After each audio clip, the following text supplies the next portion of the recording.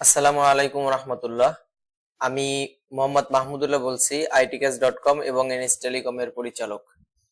আপনারা আমাদের সাথে যারা রিসেন্টলি আমাদের একটি শীট তৈরির কাজ চলতেছে, এই কাজটি করতে যারা আগ্রহ প্রকাশ করেছেন কিংবা কাজটি রিসিভ করেছেন ইতিমধ্যে, আপনাদের জন্য ছোট্ট করে একটি ভিডিও বার্তা দিচ্ছি টিউটোরিয়াল স্বরূপ, অর্থাৎ আমাদের কাজটা যাতে সুন্দর হয়।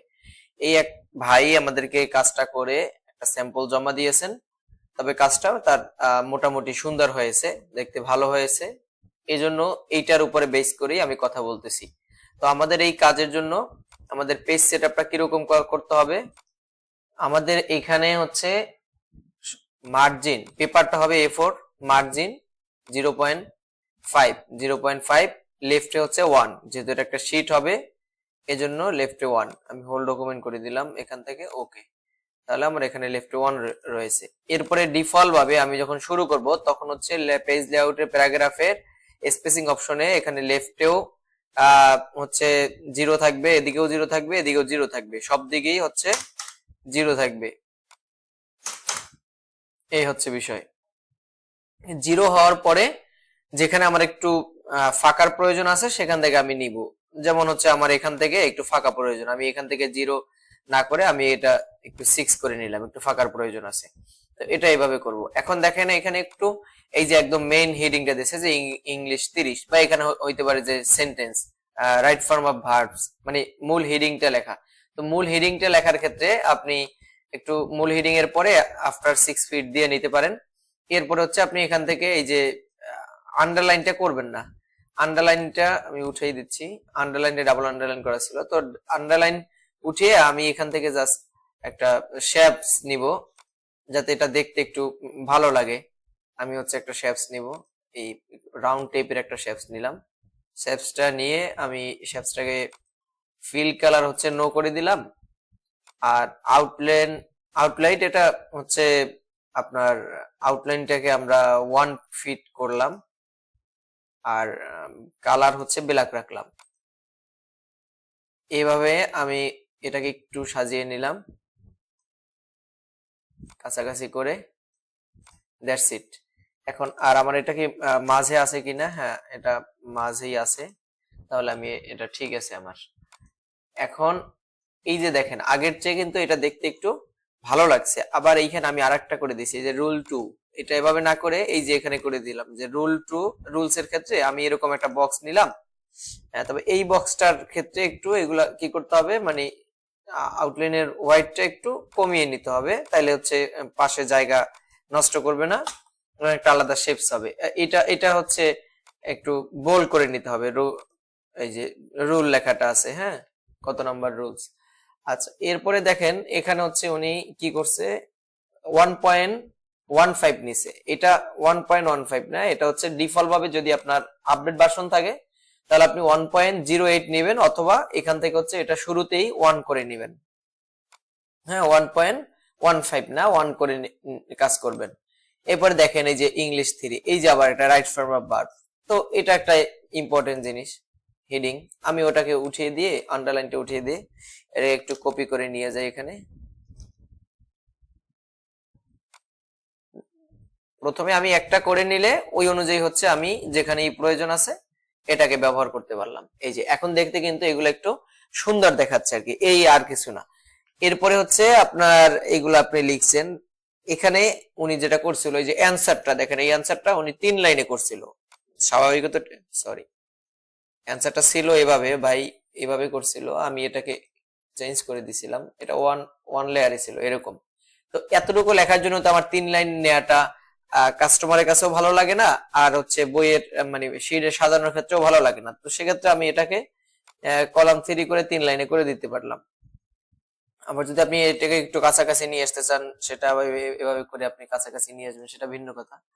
বাট আমি এভাবে করে নিলাম। তো এটা কিন্তু দেখতে এখন একটু অন্যরকম লাগছে। এই যে আবার দেখেন এই যে অ্যান্সার, এই কথাটার নিচে এই বারবার হচ্ছে এই এই যে আন্ডারলাইনটা আছে, এটা আমার কাছে ভালো লাগতেছে না। হ্যাঁ, আমি উঠিয়ে দিলাম। হ্যাঁ, উঠিয়ে দিলেই ভালো লাগে। ঠিক আছে, উঠিয়ে দিলে ভালো লাগে। প্রয়োজনে আমি এই যে অ্যান্সার এই শব্দটা হচ্ছে আমি কি করব, এখান থেকে হচ্ছে বোল্ড করে নিলাম।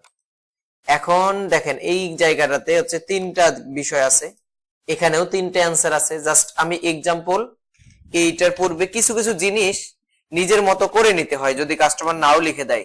আমি এখানে এ লিখে নিলাম, আমি বি লিখে নিলাম, আমি এখান থেকে হচ্ছে সি লিখে নিলাম। এই যে তাহলে আমার হচ্ছে তিনটা এক্সাম্পল, আমি এখানে তিনটা এক্সাম্পল দিতে পারলাম। এখন আমি এবার হচ্ছে উত্তরের ক্ষেত্রেও এখানে এ করে নিলাম, বি করে নিলাম, সি করে নিব।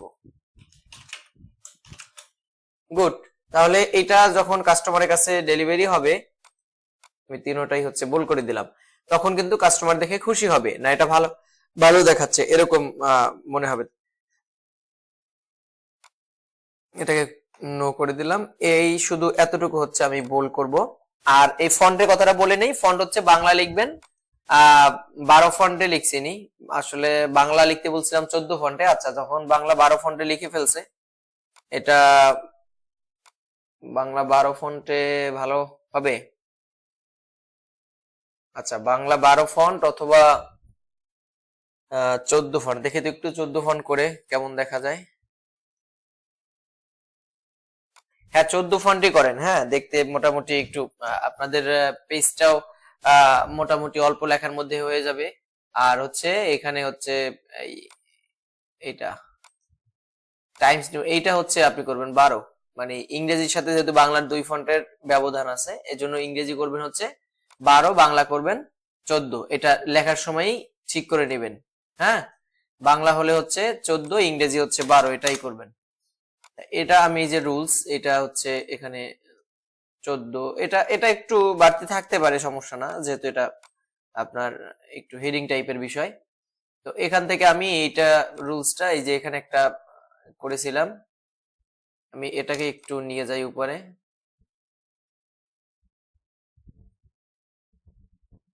এই যে এখন একটু এটা দেখতে অন্যরকম লাগতেছে, এই বিষয়টা একটু খেয়াল করবেন। এই বিষয়টা খেয়াল করলে হয় কি, আপনার কাজটা একটু সুন্দর দেখাবে।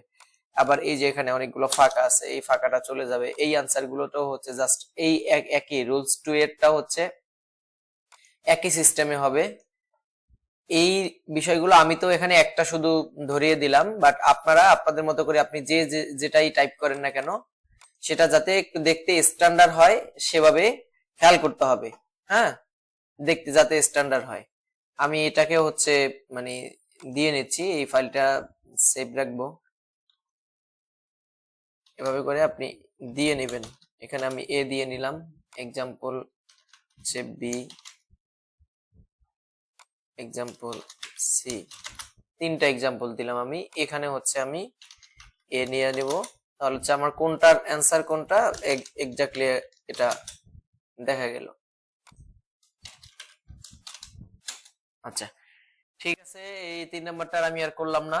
তো এরপরে আবার দেখেন কি করবেন, যখন দেখা যায় কি অনেক সময় আপনার এই যে 1 লাইন 2 লাইনের জন্য এই রুলসটা এখানে নেমে গেছে। এখন যদি আমার এই দিক থেকে একটু কোনো স্পেস কমিয়ে এটাকে পুরো এক পেজে আনা যায়, তাহলে আমি আনবো। আর যদি দেখি যে 1 পেজে না আনা যাচ্ছে না, ঠিক আছে, এই যে এটা কত নিছে 1.5, এরপর আবার এটা মনে হয় আরোই আছে মাঝখানে। এই যে এখানে মনে হয় এই যে দেখছেন 10 ফিট নিয়ে আছে, এটা এখন 0 ফিট হবে, এগুলো হবে সব 0। এখন আমি মনে হচ্ছে আমার কাছে যে আমি নিয়ে আসতে পারবো, বাট যদি আমি নিয়ে আসতে না পারি, সেই ক্ষেত্রে আমি কি করব, যখনই আমি নিয়ে আসতে পারবো না, এইটাকেও আমি সেকেন্ড পেজে নিয়ে যাব। আর আমরা যখন 1 পেজ থেকে আরেক পেজে যাব, তখন হচ্ছে যেখানে আমার 1 পেজ শেষ হবে সেই জায়গার পরে কন্ট্রোল শিফট ইন্টার দিয়ে তারপর হচ্ছে সেকেন্ড পেজে আমরা যাব। এটা খেয়াল করবেন, কন্ট্রোল শিফট ইন্টার দিয়ে আপনি সেকেন্ড পেজে যাবেন, তাতে করে আপনার সেকশন গুলো আলাদা আলাদা হয়ে যাবে। লেখা আপনি যেভাবে সাজিয়ে দিয়েছিলেন ওভাবেই সাজানো থাকবে। এবং আপনারা সবাই টাইপ করতে হবে, এখানে হচ্ছে টাইমস নিউ রোমান হচ্ছে ইংরেজির ক্ষেত্রে, আর হচ্ছে মানে বাংলার ক্ষেত্রে হচ্ছে সুতনি এমজে। এবং এটা কোনো সময় ওসিআর করবেন না, অনেক ক্ষেত্রেই দেখা যায় ওসিআর করা যায়, মানে অনেক পেজ যেহেতু উনি ছবি তুলে দিছে, বাট ওসিআর করে যদি আপনি ওসিআর এক্সপার্ট হন, অর্থাৎ আপনি যদি ওসিআর করেন সেখানে যদি আমি ভুল বের করতে না পারি, তাহলে আপনার জন্য ঠিক আছে, আপনি ওসিআর করে দিতে পারেন। এক কথায় হচ্ছে ওসিআর করলে, ওসিআর কি সেটা তো অনেকে বুঝেন না। আবার ওসিআর হচ্ছে আপনার মানে ইমেজ থেকে টেক্সটে কনভার্ট করা। সেটা যে কোনো সফটওয়্যারের মাধ্যমে হতে পারে, গুগল ড্রাইভের মাধ্যমে হতে পারে, গুগল ডক্স এর মাধ্যমে হতে পারে, যেভাবে আপনি করেন গুগল লেন্সের মাধ্যমে।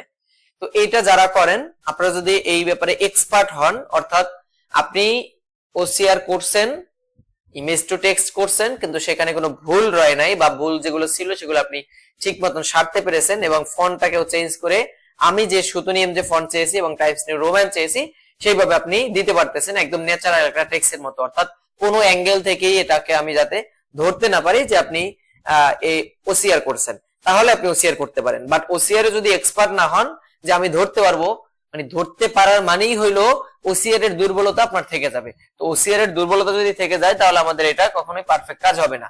সেই ক্ষেত্রে আপনারা ওসিআর করবেন না। আর ওসিআর এক্সপার্ট হইলে আপনি করতে পারেন, সেটা একান্তই আপনার ব্যাপার। বাট আমাদের কথা হচ্ছে আপনি ওসিআর করবেন না। এই যে দেখেন, এটা আবার একটু এদিকে সরে গেছে, তো আমি এখানে যাই, এখানে দেখলাম যে না, এখানে একটু ফাঁকা থাকুক। তারপর হচ্ছে এটা এখানে কেন চলে আসলো? আচ্ছা, আমি উপর থেকে রুলস থেকে এটা টেনে সহজ একদম ঠিক করে দিলাম। দেখেন, এরপরে আবার এই যে সিলেবাস, এই সকল বিষয় হচ্ছে, এটা যদি এই পাশে 4টা, এই পাশে মানে এই পাশে 5-6টা, এই পাশে 6টা করা হইতো, তাহলে কিন্তু পেজটা এখানে সুন্দর হয়ে যেত। এই যে সিলেবাসটা করছে, জাস্ট এইটাকেই হচ্ছে, এই 12টাকে আমি হচ্ছে মানে সিলেক্ট করে আমি 2 কলামে করে দেই। এই যে আমি 2 কলামে করে দিলাম, তাহলে এটা মানে কাস্টমারের একটা স্যাটিসফ্যাকশনের জায়গাটা যাতে ঠিক থাকে। এভাবে করে আপনি যখন কাজ করবেন, চেষ্টা করবেন সুন্দরভাবে কাজটা করার জন্য, যাতে দেখে কাস্টমারও খুশি হয়, আমাদেরও ভালো লাগে, আর আপনিও যাতে ভবিষ্যতে ভালো ভালো কাজ পেতে পারেন, সেই বিষয়গুলো খেয়াল করেই কাজ করবেন। ধন্যবাদ সকলকে। আসসালামু আলাইকুম ওয়া রাহমাতুল্লাহ।